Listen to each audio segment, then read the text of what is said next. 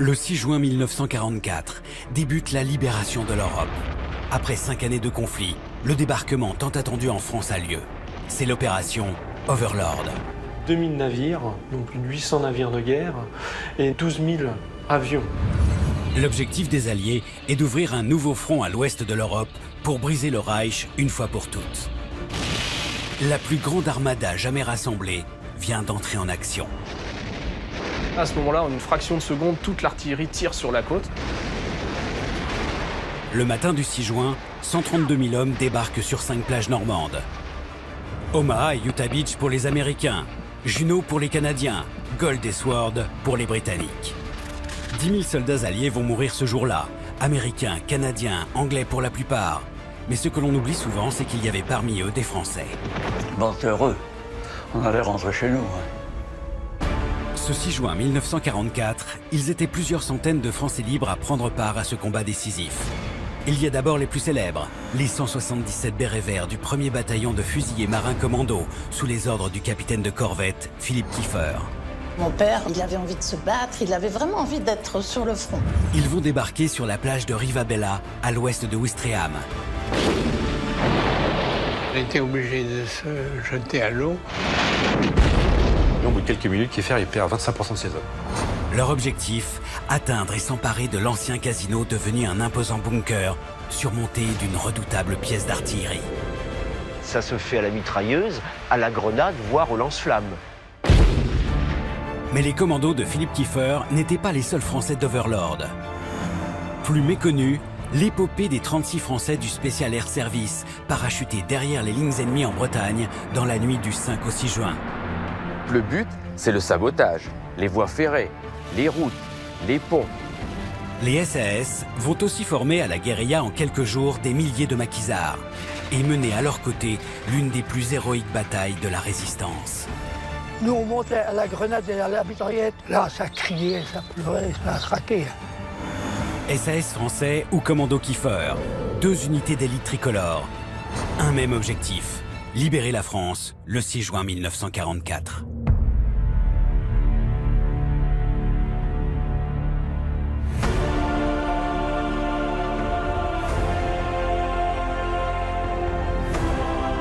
C'est le cœur serré que je vous dise aujourd'hui qu'il faut cesser le combat. Moi, général de Gaulle, j'invite tous les militaires français des armées de terre, de mer et de l'air à se réunir à moi.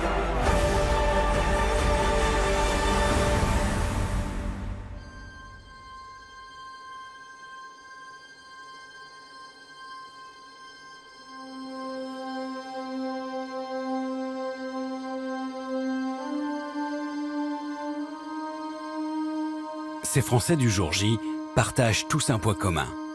Celui de ne pas avoir accepté la défaite, l'humiliation de juin 1940. Ils ont vu l'exode massif, les 10 millions de civils, femmes, enfants, vieillards, sur les routes, fuyant l'avancée fulgurante de la Wehrmacht. Ils ont assisté impuissants à la débâcle, comme à Dunkerque, où 300 000 soldats britanniques vaincus rembarquent en catastrophe. Mais aucun n'a accepté la demande d'armistice du maréchal Pétain. Moi, général de Gaulle, j'entreprends ici, en Angleterre, cette tâche nationale. Ils ont choisi dès lors de rejoindre Londres pour poursuivre le combat. Vive la France, libre, dans l'honneur et dans l'indépendance. Parmi eux, les membres de 2 futures unités d'élite françaises qui participeront au débarquement. Les parachutistes du Special Air Service, les fameux SAS, et les fusiliers marins commando de Philippe Kiefer avec leur légendaire béret vert. Si une poignée de Français libres a débarqué sur les plages de Normandie le 6 juin 1944, c'est grâce à la pugnacité d'un homme, Philippe Kiefer. Philippe Kiefer est l'un des premiers engagés de la France libre. En juillet 1940, lorsqu'il arrive en Angleterre, il a 40 ans. Il est affecté aux forces navales en tant que quartier-maître. Son passé et ses expériences professionnelles ont fait de lui un homme polyglotte très utile au sein d'un état-major. Comme il parlait couramment l'anglais, l'espagnol et le français, il a été en fait engagé comme officier-interprète, sous-officier-interprète. Petit à petit, il avait envie de combattre. Mon père, c'était un homme, c'était un grand sportif, il avait envie de se battre, il avait vraiment envie d'être sur le front. Philippe Kieffer rêve de quitter ce poste statique d'état-major pour rejoindre le front. Un événement va le décider à passer à l'action. En mars 1941, il y a un raid très médiatisé qui est le raid sur les îles Lofoten, où les commandos britanniques vont faire vraiment un coup d'éclat.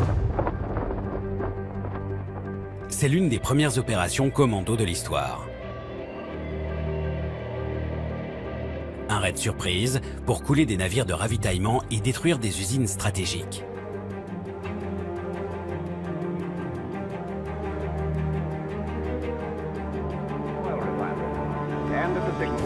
Après une série de défaites, cette opération signe la première victoire britannique contre l'Allemagne nazie. Cet événement fait même la une de la presse mondiale. Quand il va apprendre ce raid, il se dit là, il y a peut-être un moyen pour moi d'emmener des hommes au combat en France. Philippe Kieffer se lance alors dans un intense travail de lobbying auprès des autorités françaises et britanniques. Il rêve de créer un commando composé de Français et dont il prendrait le commandement. Mais il se heurte à une première difficulté. Personne ne le prend au sérieux, lui qui n'a aucune expérience du combat.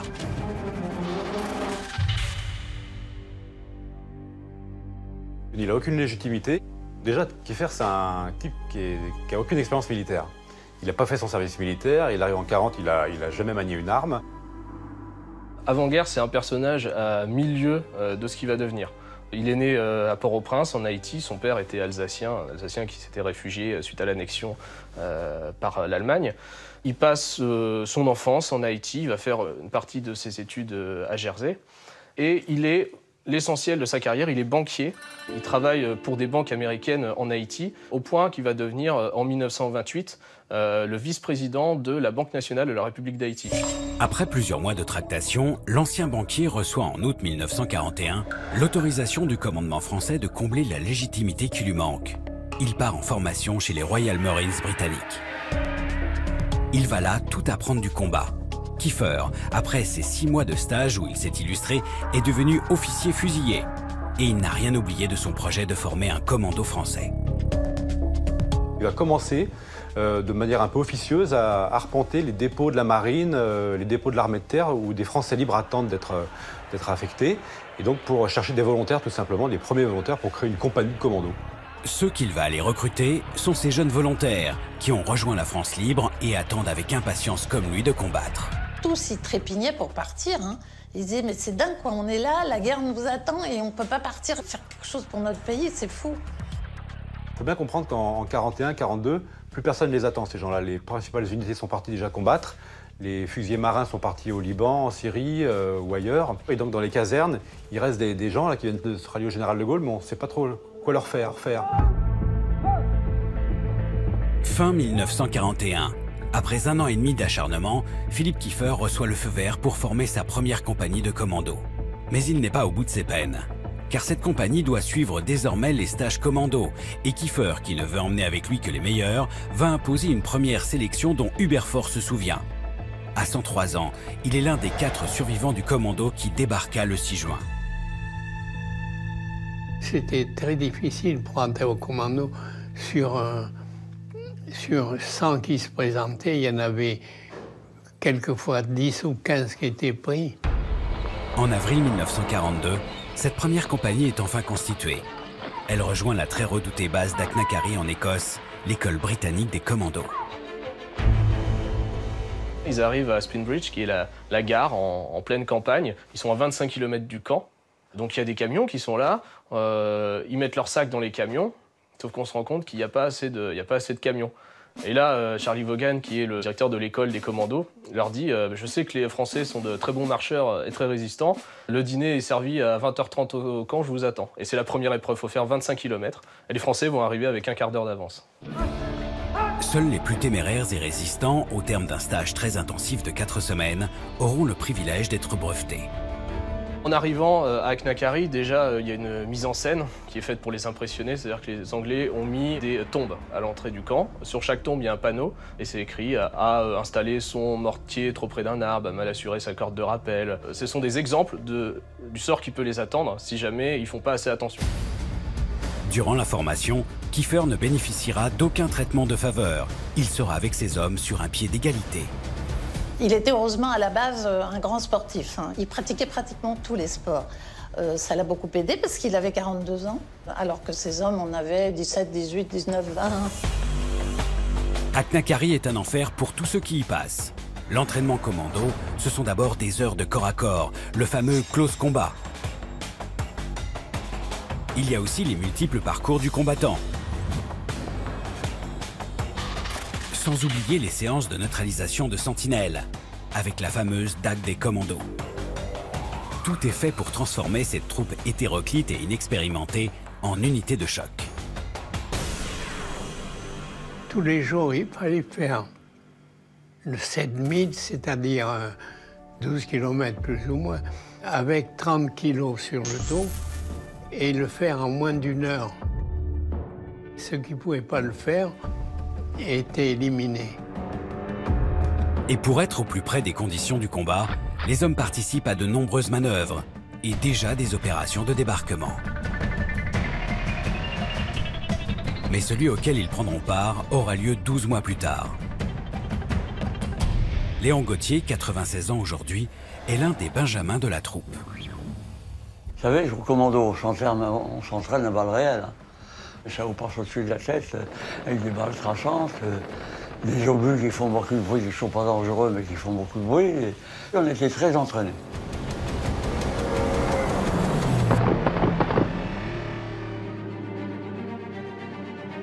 Même les moments de détente ressemblent à des défis. Cet entraînement exigeant répond à plusieurs buts. Celui d'abord de souder les rangs et de créer entre eux une cohésion indéfectible. On souffre ensemble. Hein. Quand des hommes souffrent ensemble, il y a beaucoup d'intimité et d'amitié qui se noue. Hein. Car l'entraînement commando, c'est une souffrance. Hein. La base de la formation commando, c'est vraiment de les pousser dans leur retranchement physique, mais aussi et surtout psychologique.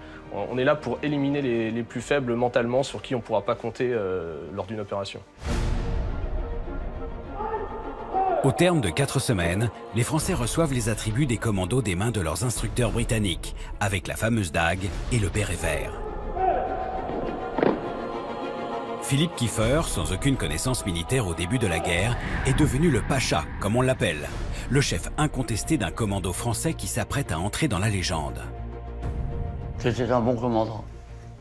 Il était bon, c'était discipline, mais très bon commandant. Il était très aimé de ses hommes. Et il disait aussi, tu vois, ton père, il nous demandait jamais de faire quelque chose que lui n'aurait pas été capable de faire. Quelques semaines avant le débarquement, le Pacha et ses hommes reçoivent leur propre insigne. Un écu de bronze barré du poignard des commandos, avec en coin la croix de Lorraine. Ils forment désormais le 1er bataillon des fusiliers marins commandos, qui est placé sous commandement anglais. Leur chef est l'un des plus prestigieux officiers de Sa Majesté, Lord Lovat. Je n'étais pas sous commandement britannique, moi j'étais sous commandement français. C'est Kiefer qui était sous commandement britannique, qui prenait les ordres. Et nous, on n'avait rien à voir avec les officiers britanniques. En cette fin de mai 1944, chacun des hommes le presse. Le grand jour approche. Le débarquement tant attendu est imminent. Et les hommes de Philippe Kiefer, qui sont désormais opérationnels, ont toutes les chances d'y participer. Ils commencent à sentir que les choses se préparent leur lieu de casernement descend vers le sud de l'Angleterre. On l'a sorti longtemps avant. Déjà 3 semaines avant, on avait ordre de sortir avec nos armes, les nettoyer, les dire bien propres. Donc on savait que ça allait arriver.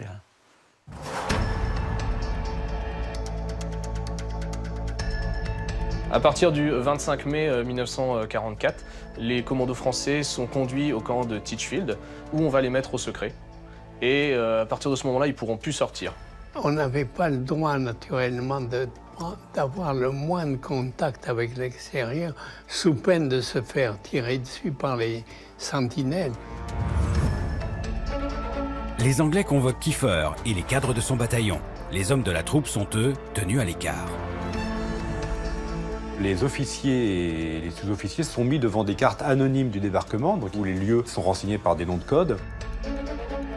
Sauf que dans cette unité, il y a beaucoup de Normands. Et les Normands, quand ils vont voir le double estuaire de l'Orne, qui est le seul double estuaire de France, tout de suite, ils vont prendre ce qui se passe. Ils ont dit on débarque à Bucheréam.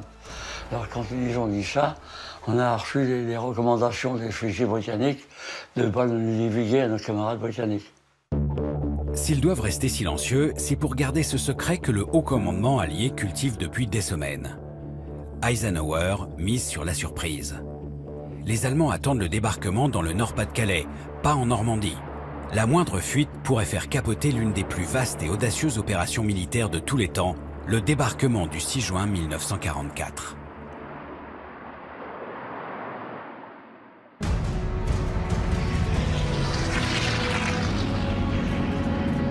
Une autre unité d'élite française va prendre part à cette opération baptisée Overlord.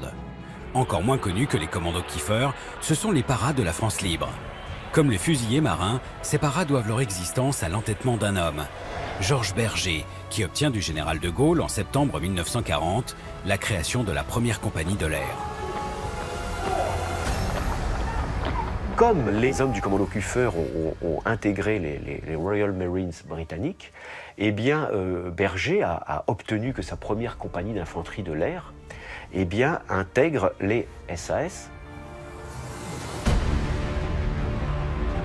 Les SAS, ce sont les membres du Special Air Service. Leur père fondateur est un colosse écossais de 26 ans, le major David Stirling. L'unité militaire à laquelle il vient de donner vie est d'un genre révolutionnaire. Ce sont des hommes entraînés notamment pour opérer des opérations de sabotage.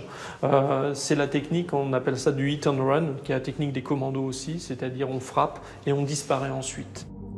Les premières missions sont menées en Afrique. En toute petite équipe de 3 à 5 personnes, les SAS qui ont troqué leurs uniformes pour des tenues moins réglementaires mènent des raids très audacieux, toujours derrière les lignes ennemies. Stirling a conçu ce concept de jeep surarmé de mitrailleuses anti-aériennes qui parcouraient des centaines de kilomètres, qui en pleine nuit s'introduisaient sur les bases aériennes allemandes, faisaient feu de toutes leurs mitrailleuses et avaient intérêt à repartir le plus vite possible. David Stirling a très vite voulu intégrer au sein du Special Air Service les paras français, qui se sont illustrés dans des opérations coup de poing, surtout en Libye et en Tunisie. Dès leur entrée chez les SAS, Stirling leur confie leur première mission en Crète, à Héraclion. On est sur une mission type effectuée par les SAS. Arrivés en sous-marin, un petit groupe de SAS, dont 4 Français commandés par Berger lui-même, parvient à faire sauter l'une des plus importantes bases de la Luftwaffe.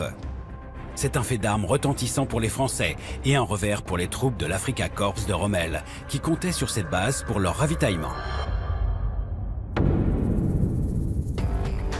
Grâce à leur opération coup de poing, en Afrique du Nord, plusieurs grandes figures de SAS français s'illustrent. La grande figure, c'est le commandant Bourgoin, qu'on a surnommé le Manchot, puisqu'il a quand même commandé le 4e SAS avec un bras en moins, puisqu'il a perdu lors d'une opération en Tunisie. Autre héros, le lieutenant Pierre Marienne, qui avec ses hommes excelle dans la discipline maîtresse des SAS, le parachutisme. Marienne a ravi aux Américains le record de vitesse de saut, 7 secondes pour propulser 20 hommes hors de l'avion.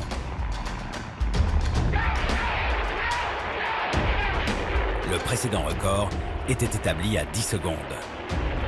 Marienne était l'officier vraiment SAS type, l'officier parachutiste type, c'est-à-dire quelqu'un de très dur avec ses hommes, mais aussi de très dur vis-à-vis de lui-même. La bravoure de ces hommes fait trembler les troupes du Führer. L'efficacité de ces commandos irrite au plus haut point Hitler, qui signe un ordre spécial à leur égard le 18 octobre 1942. Ces hommes sont dangereux, il faut les abattre.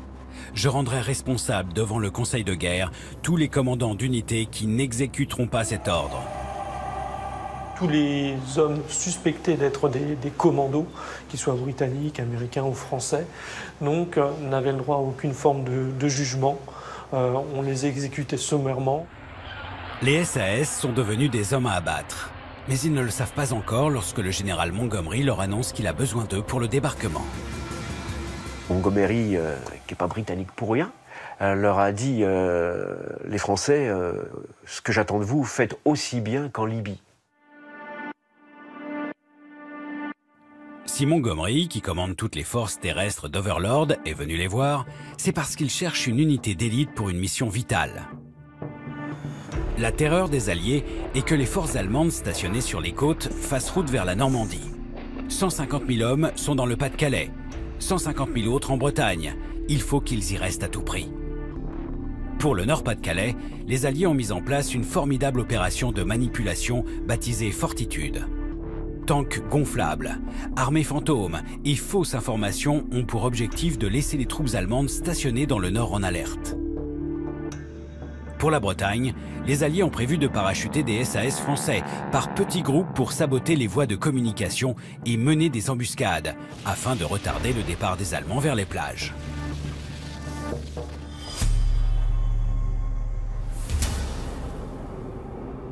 Ce 5 juin 1944, veille du jour J, 7 heures avant que les commandos Kiefer ne débarquent, les SAS français s'apprêtent à faire le grand saut. Les premiers éléments engagés d'Overlord sont les 9 hommes du lieutenant Marienne qui vont, après 4 ans d'exil, retrouver la France. Alors cet embarquement, pour les SAS comme pour les parachutistes, ce sont des moments assez solennels parce qu'on sait que les missions vont être extrêmement risquées. Il y a beaucoup de rituels autour notamment de l'embarquement. On vérifie son équipement, on vérifie l'équipement du copain. On s'aide aussi pour embarquer dans les avions parce qu'on a des fois 40 à 50 kilos sur le dos. On s'assoit par terre dans la carlingue.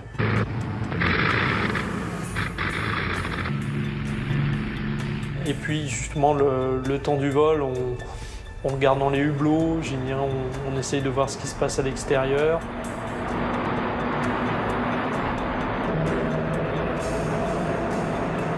Certains blaguent, d'autres prient. Puis jusqu'au moment du saut, justement, où on va dire la lumière va s'allumer, qui va leur donner le top départ pour s'élancer dans le vide. À minuit 20, les hommes de Philippe Marienne sont largués au-dessus de Plumelec, dans la région de Saint-Marcel.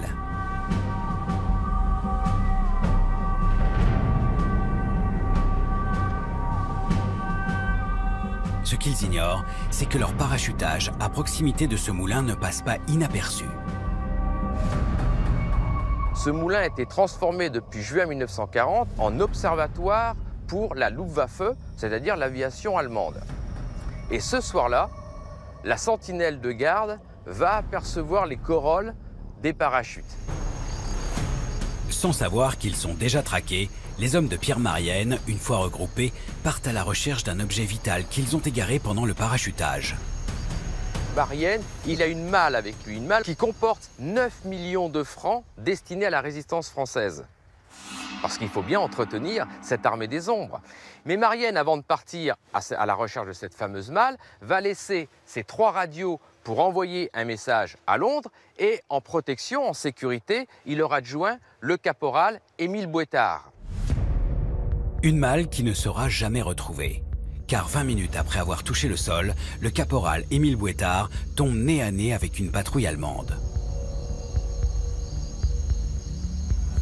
Donc le combat avec les radios s'engage.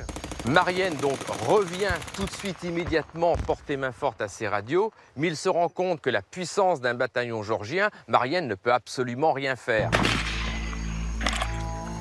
Émile Bouétard est tué à peine quelques minutes après avoir retrouvé sa Bretagne natale. Il est l'un des premiers morts de l'opération Overlord.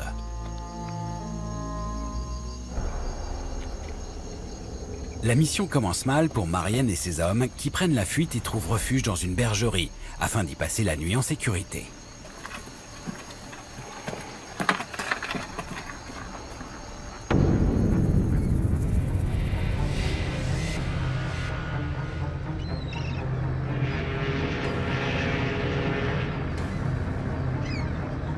5 juin, au port de Warsash, dans le sud de l'Angleterre.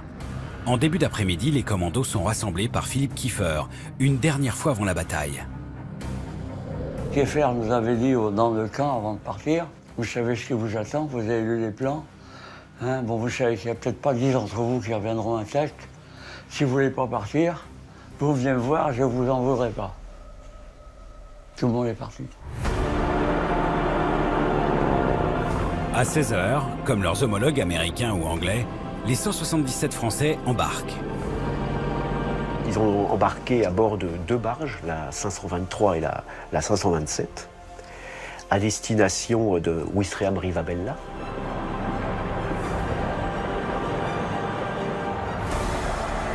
En passant devant chaque bateau qui était là, où il y avait des types qui attendaient pour le débarquement, qui nous ont acclamés au passage. Et puis, on est parti vers la France. Bon, heureux. On allait rentrer chez nous. Hein. La plus grande armada jamais rassemblée vient de quitter l'Angleterre. 7000 bateaux se regroupent d'abord autour de l'île de Wight avant de foncer vers la Normandie.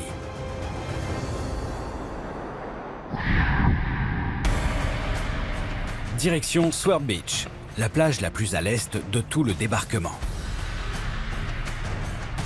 Une plage recouverte de diaboliques pièges placés par les hommes de Rommel. Obstacles anti-chars, barbelés, champs de mines. La mission des commandos, s'emparer de l'ancien casino de Ouistreham, devenu un important bunker, surmonté d'un canon qui menace le débarquement des troupes.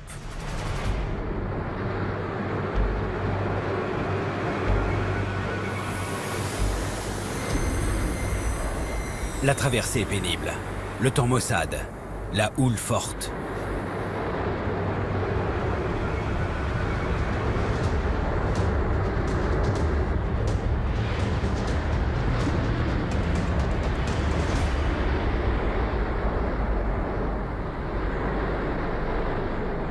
Vers 4h, 5h du matin, on nous a fait chercher une soupe auto-chauffante.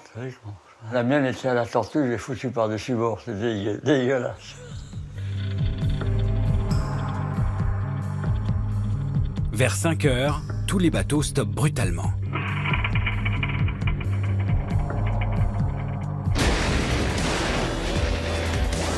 « 200 navires de guerre ouvrent le feu en direction des côtes. Au même moment, 620 bombardiers vrombissent vers les positions allemandes.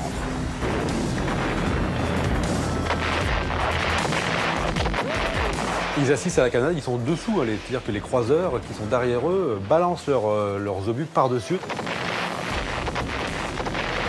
Il y a un commandant qui m'a dit c'est un obus qui passe au-dessus de nous, c'était comme un train de marchandises qui vous passait par-dessus. Le bruit était terrifiant. «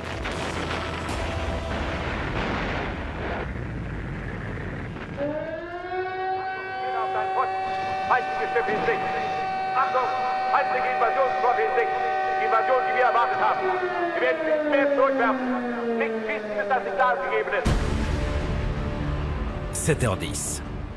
Les 28 800 soldats, britanniques pour la plupart, ont repris leur mouvement vers Sword Beach. À quelques centaines de mètres au large de cette plage, le commandant anglais s'adresse aux Français. Le lieutenant-colonel Dawson, qui commandait le commando numéro 4, dont faisait partie le commando Kiefer, eh bien, par délicatesse, a laissé les 2 barges françaises prendre un peu d'avance. Par exemple, monsieur les Français, à vos honneurs. Vous avez pris ça comment? Ah bien. Une grande fierté? J'espère, oui.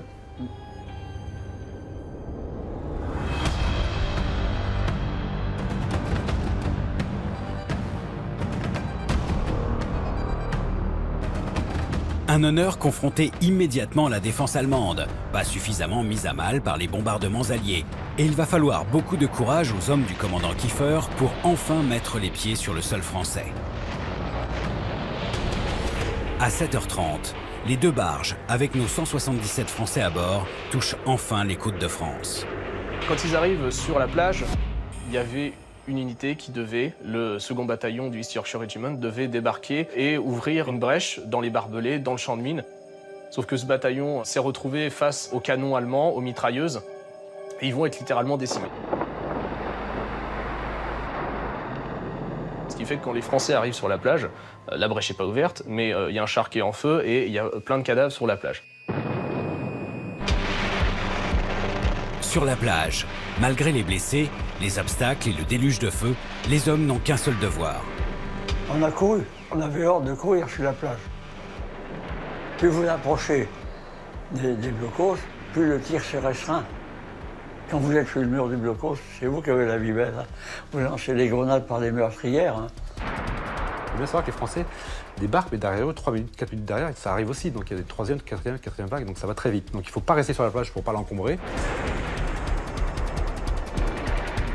Manque de chance pour les commandos de Philippe Kiefer.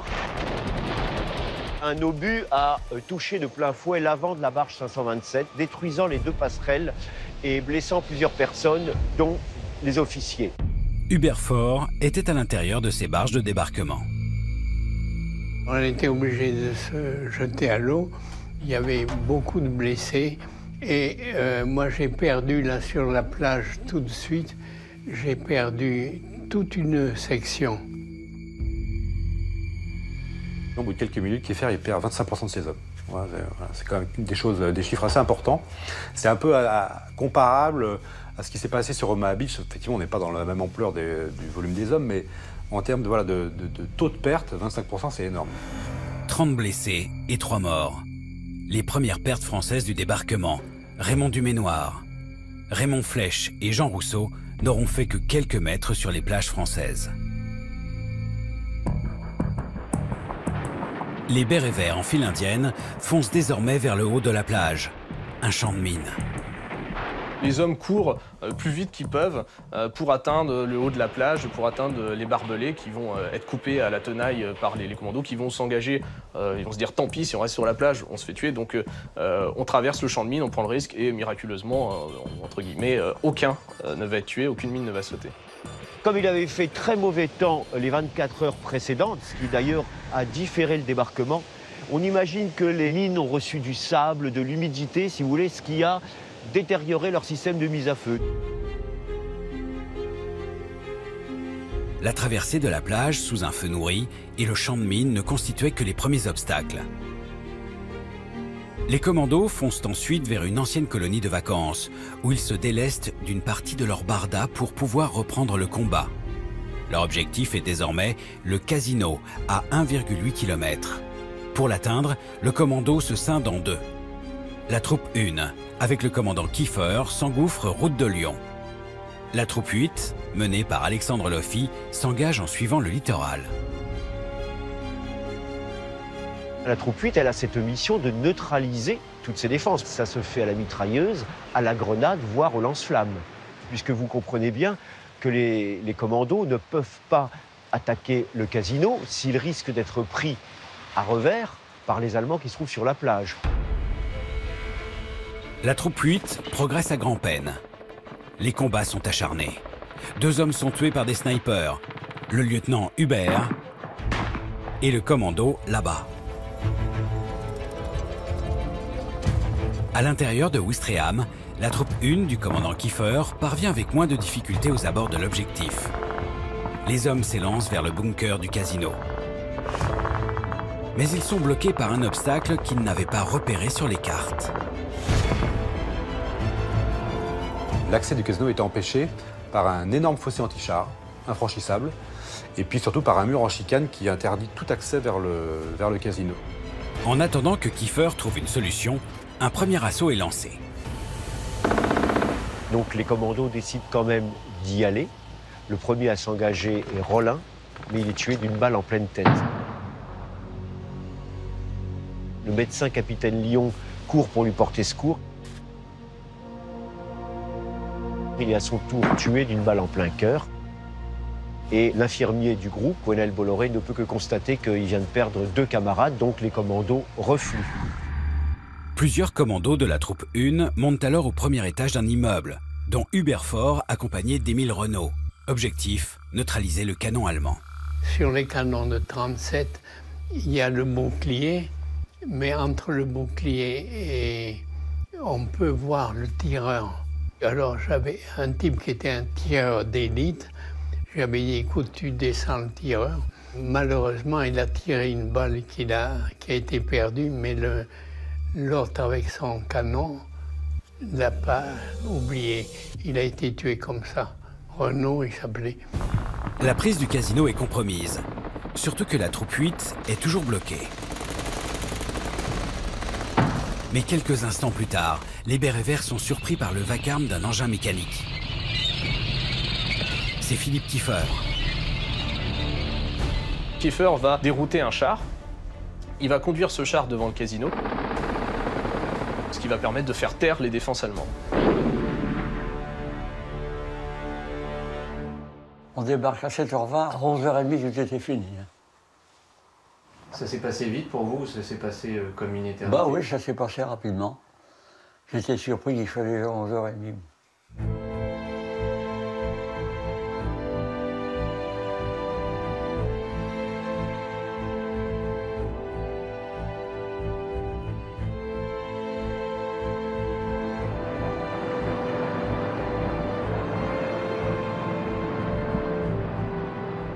Comme 35 de ses hommes, ce 6 juin, Philippe Kieffer a été blessé 2 fois. D'abord à la cuisse sur la plage, puis à l'avant-bras devant le casino. Il a pris des gros risques, mais bon, c'était un homme qui prenait des risques. Je pense que mon père, la bataille, le combat, il était dedans vraiment à fond. Grâce à la prise du casino, le reste des troupes va pouvoir prendre pied sur le sol de Ouistreham en toute sécurité.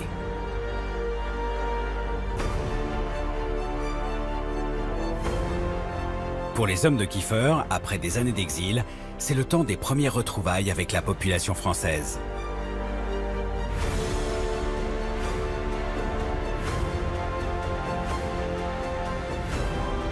Dans Ouistreham, j'entends rencontrer les civils, bien sûr. Il y en a qui ont essayé de nous parler en anglais. On leur a dit, vous fatiguez pas. On a appris le français en Angleterre. Ils vous ont pris pour des Anglais oui, oui. Bilingues. Oui. On avait français l'épaule, mais je crois pas qu'ils l'avaient lu. Bref répit, avant de reprendre la route des combats qui seront encore nombreux en ce jour le plus long.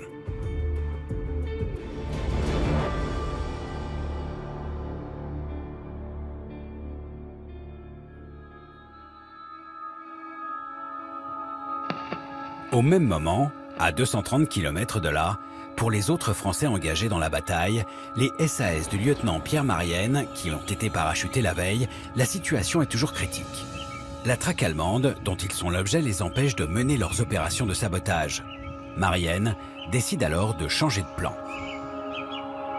Marienne va sortir de la bergerie vers 13h le lendemain matin pour se présenter à la famille Gillet et ils vont leur dire voilà, on est des parachutistes, maintenant on aimerait bien essayer de rentrer en contact, si possible, avec la résistance.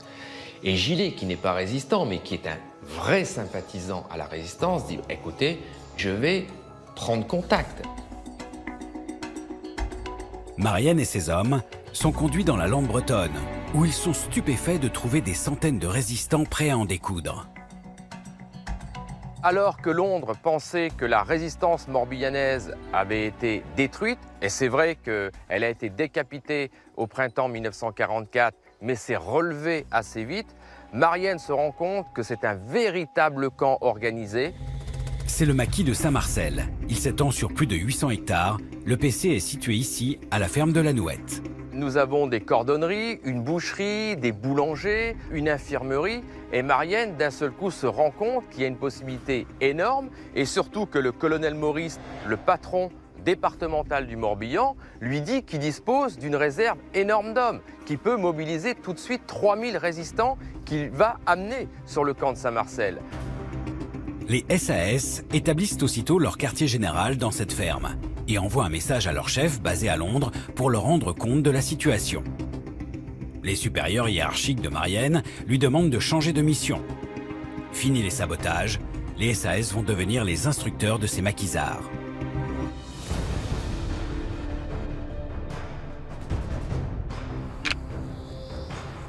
Je renverse mon arme. J'ai mon bloc crosse. Ils vont les former aux rudiments de la guérilla. Montage, démontage des armes. En quelques semaines, les paras doivent transformer ces bonnes âmes en soldats.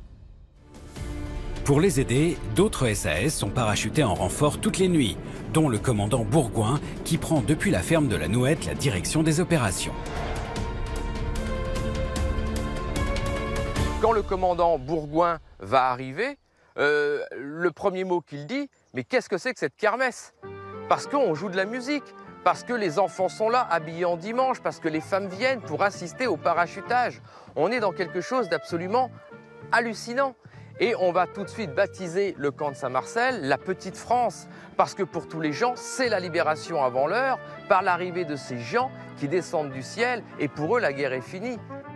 Il y a des scènes un peu comiques, malgré le contexte dramatique, c'est de voir affluer des dizaines et des dizaines de jeunes, et même des enfants. Il y a un des officiers qui doit renvoyer chez eux des gamins de 12-13 ans, qui disent « Mais non, nous on sait se battre, on sait courir, on connaît la région comme notre poche ». Les SAS vont reprendre en main le camp. Ils coordonnent les parachutages massifs en vivres, en munitions et en armes, qui ont lieu sur un terrain spécifique baptisé Baleine.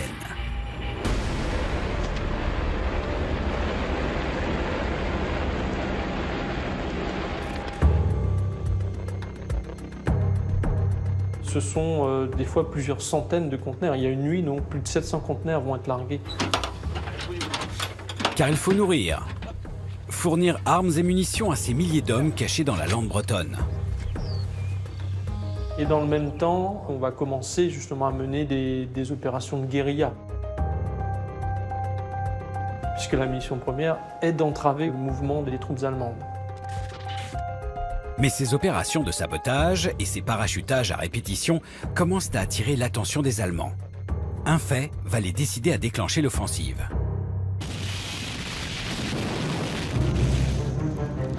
Dans la nuit du 17 au 18 juin, il y a un fait extraordinaire, on parachute 4 jeeps, ce qui est quand même rarissime.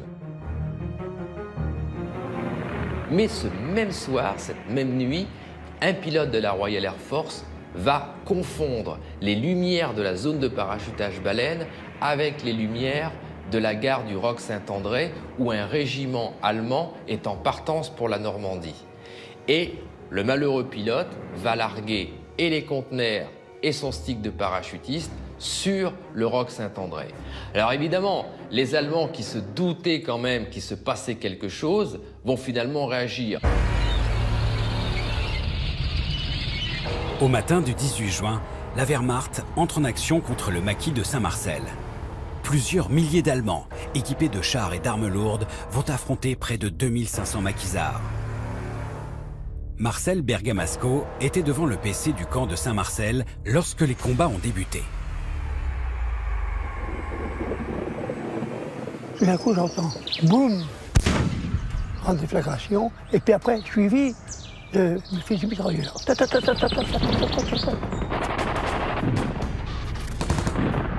Une longue journée de combat commence.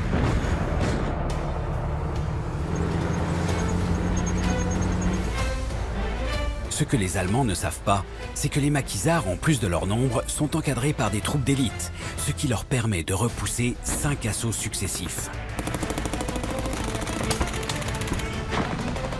La puissance de feu et la coordination des actions surprennent les Allemands.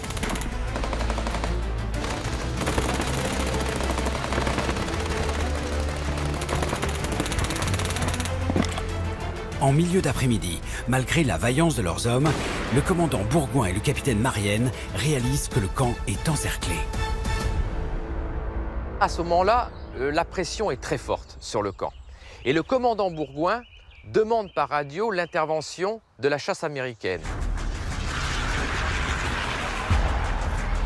Et effectivement, vers 16 h, il y a une escadrille américaine de Thunderbolt qui va intervenir sur le camp. Et ça, c'est capital.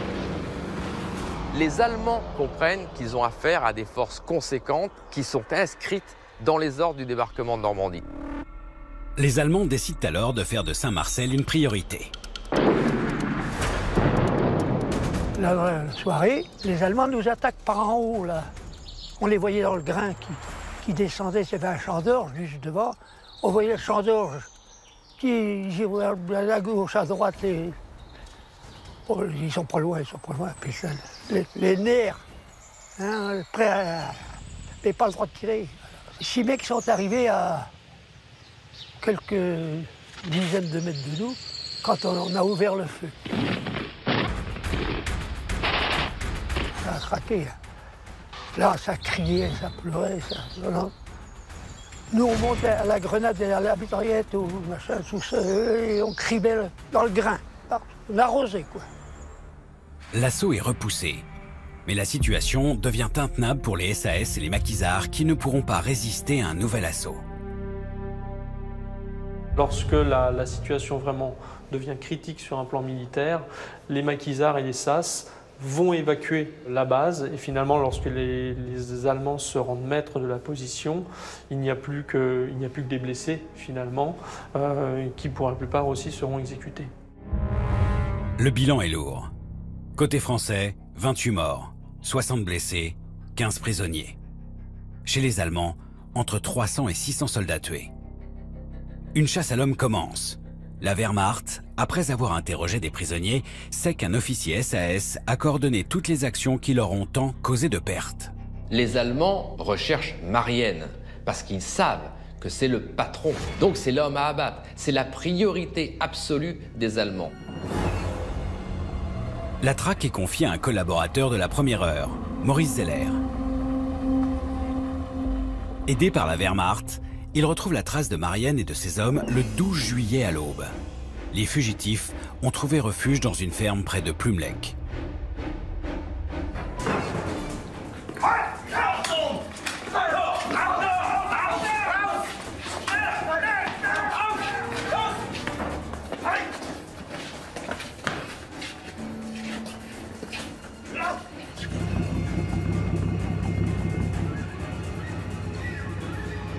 Zeller va alors appliquer à la lettre le décret qu'Hitler avait ordonné en cas d'arrestation de commandos.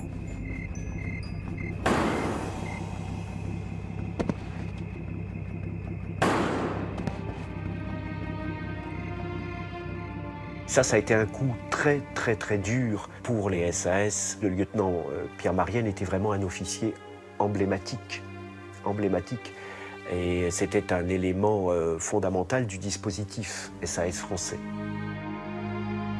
Malgré la bravoure des Français, la bataille de Saint-Marcel ne fut pas une victoire, mais reste un symbole de la lutte menée au coude à coude par les paras de la France libre et les hommes des maquis. Le bilan des opérations en Bretagne des parachutistes est très mitigé. On peut même parler d'un échec. Les parachutistes n'ont pas pu empêcher le départ des forces allemandes de Bretagne. C'est le vrai problème d'une mission dite quand même commando qui a duré beaucoup trop longtemps. Malgré tout, ils ont créé un climat d'insécurité permanent chez les Allemands. Une insécurité qui aura tout de même servi aux troupes alliées du débarquement, dont les Français du commando Kiefer. Après le 6 juin et la prise du casino de Ouistreham, Philippe Kiefer va poursuivre le combat avec ses hommes, malgré ses blessures et un drame personnel qu'il apprend quelques semaines plus tard.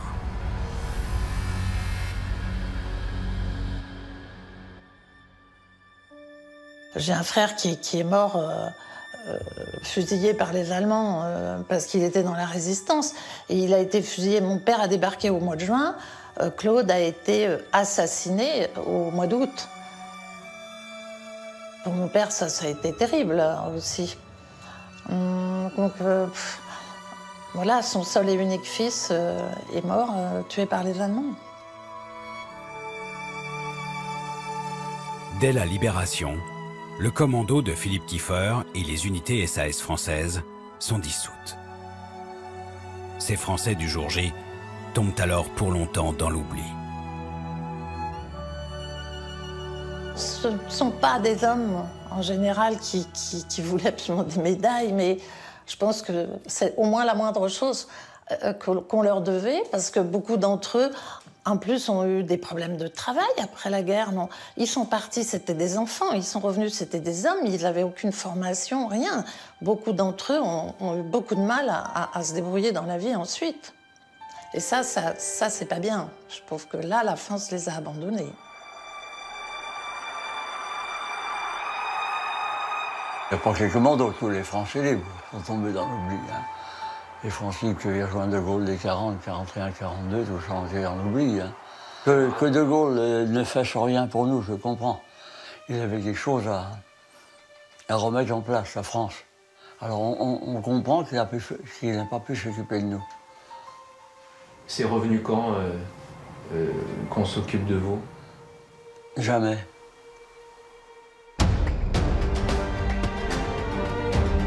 Les commandos Kiefer connaîtront tout de même une reconnaissance populaire. 17 ans après leur épopée, grâce au jour le plus long de Daryl Zanuck. Philippe Kiefer était d'ailleurs conseiller historique pour le film. Il parlait de ce qui se passait à l'instant. Et il me disait, bon, c'est pas comme ça, tu sais.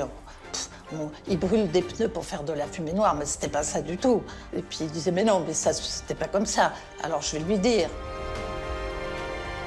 Le film, c'est vrai que ça a été... je crois que là, on a parlé de lui, quoi. Des scènes entières contribueront à faire entrer dans la légende la prise du casino par les 177 Français. Commandant Kiefer, vous êtes le héros, peut-on dire, de ce film Le jour le plus long, puisque Christian Marquand incarne votre propre personnage. Mais est-ce que vous pensez qu'il correspond exactement à ce que vous étiez quand vous étiez à la tête de ces commandos? Je suppose que oui, naturellement. Si vous lisiez mon livre Béret Vert, vous pourriez voir que l'entraînement que nous avons eu était absolument formidable. Et je dois dire que c'est grâce à cet entraînement que nous avons pu quand même passer une journée comme le 6 juin, qui était extrêmement dure. Et réellement, quand on y songe après, je ne croyais pas qu'on aurait pu donner tellement de résistance. C'est qu'après toute une journée de travail, nous avons fait un combat à la baïonnette à 7 heures du soir le même jour. Et j'avais 3 blessures, 2 à la cuisse et 1 balle au bras. Le jour le plus long apporte au commando Kiefer une notoriété mondiale. Mais l'hommage officiel ne viendra que 22 ans plus tard, pour le 40e anniversaire du débarquement. Je ne prétends pas surestimer la part qu'ils ont prise dans le succès de l'opération Overlord. Mais il suffit de se rappeler qu'ils étaient là, au premier rang. Tous les rescapés du 1er bataillon de fusiliers marins commando reçoivent enfin la Légion d'honneur en 1984.